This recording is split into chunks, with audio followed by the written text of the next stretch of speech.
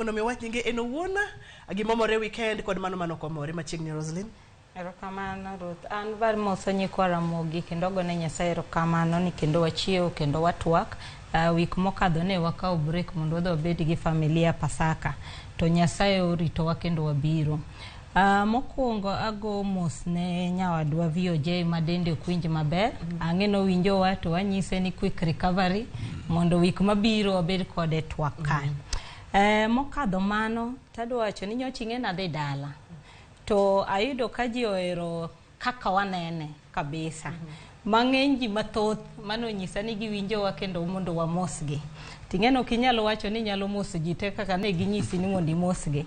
Tabro mana moso mama miluongo ni Nyagikago mawuok Chianda.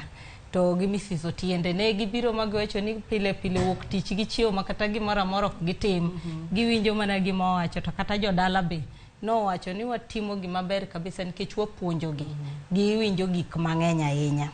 To mano mora to koth. Na wuok kendo winjo ni koth no chwe kabisa. Ng'eni sama koth ochwe ji puro to naneno ka ji pidho yien kata wan dala ne wapidho yien. Taparo ni pidho yien en gima osebet kwa wacho ka pile ni joti mang'o opidh yien.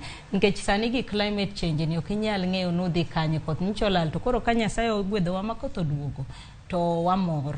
To mano komora to ne en accident mano timre Undanyicha mani neno ka ji 10 owito ngimagi. To kanche pok wadhi Pasaka be ni neno ka nyithi Pwani University be nowito ngimagi. Koro anakwayo mana jowuoth ni ka wantiere ndara to wane kaka wanyalo wuotho e ndara nikech mano wito ngima mang'eny ahinya miwito odiechieng' achiel.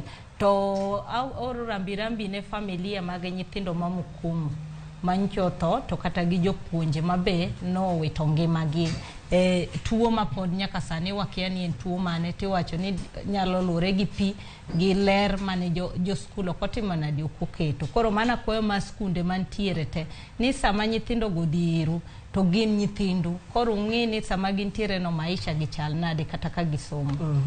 Erokamano nya Roslyn. Senior machiegni e kaka wanene modiechieng' ma kawuono mano mori gi mano komori e weekend.